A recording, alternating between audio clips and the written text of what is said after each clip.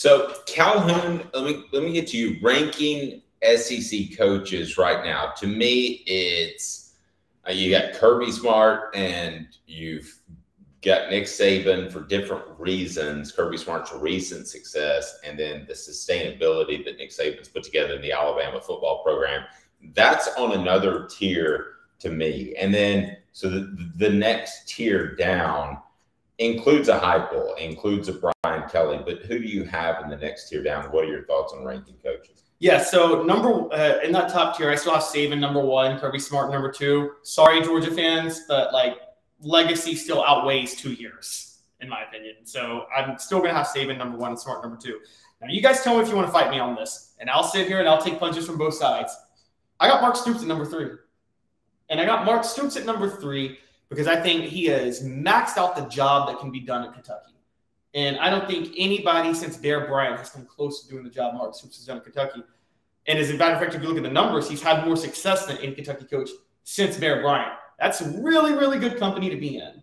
And I think 10-3 at Kentucky is like going 13-0 at one of the Power 6, 7 SEC schools. And then I got Brian Kelly 4th at LSU because of the work he's done at Notre Dame. I think getting Notre Dame to a national championship game is like going above what's possible at Notre Dame today. So by that, I got to get Brian Kelly in the top 4. Then I've got Josh Heupel at number 5. But I think Heupel, Kelly, and Stoops are all in that tier just behind Smart and Saban. And that doesn't necessarily mean, if I'm hiring a coach right now, I still would consider hiring Heupel, Brian Kelly, or Mark Stoops over Saban or Kirby Smart. But I still can't ignore the results at a certain point. I just think that Nick Saban is in his 70s and Kirby Smart is at one of the easiest places to win at in college football.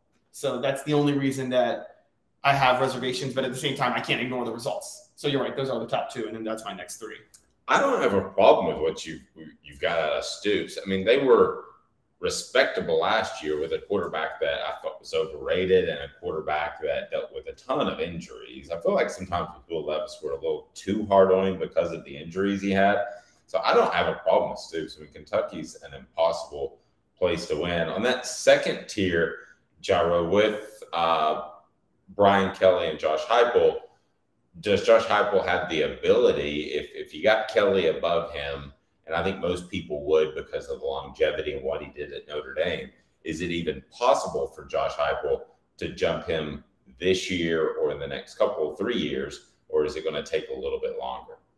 I could see it in the next couple of years, just depending on what happens at LSU relative to Tennessee, especially when you get rid of divisions next year and you have these teams and you can compare every team head to head. At the end of the year, we're going to look at the SEC and say, hey, where does LSU stand versus Tennessee when they're both allegedly playing the same difficulty of schedule? And I agree that Josh Heupel and Brian Kelly would be in that same ranking with Mark Stoops. I think Mark Stoops is probably at the bottom of that tier, Calhoun, to disagree with you, but I think Kelly and Heupel are both fighting for that top spot in that tier. And I think Heupel could get it if he gets Tennessee back to the levels Tennessee was at in the late 90s. And that starts with recruiting. If he can start beating out the guys in tier 1, like Nick Saban and Kirby Smart, to get to that next level.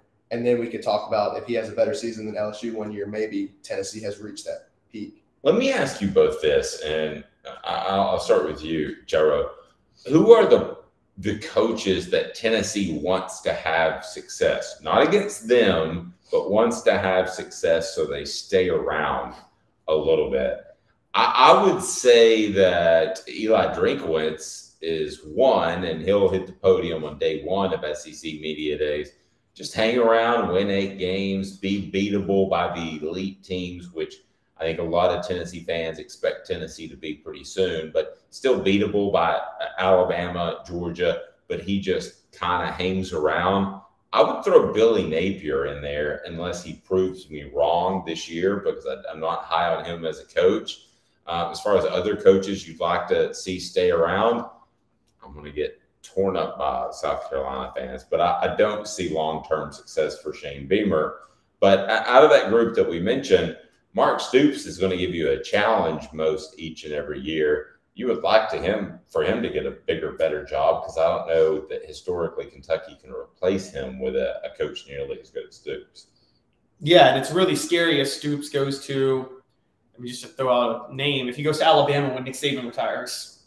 And that's not impossible. Stoops is indirectly part of the Saban coaching tree because he coached under Florida State when Jimbo Fisher was there.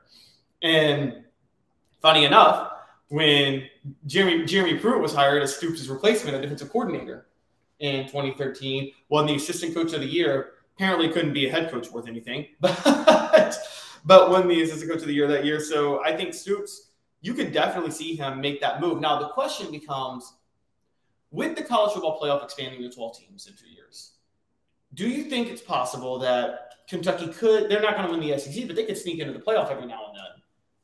Do you think Stoops may think, I got a pretty good gig here, not a lot of pressure, and I can still get to the playoff at Kentucky now because of the 12-team playoff? It's really not worth it for me to go anywhere else.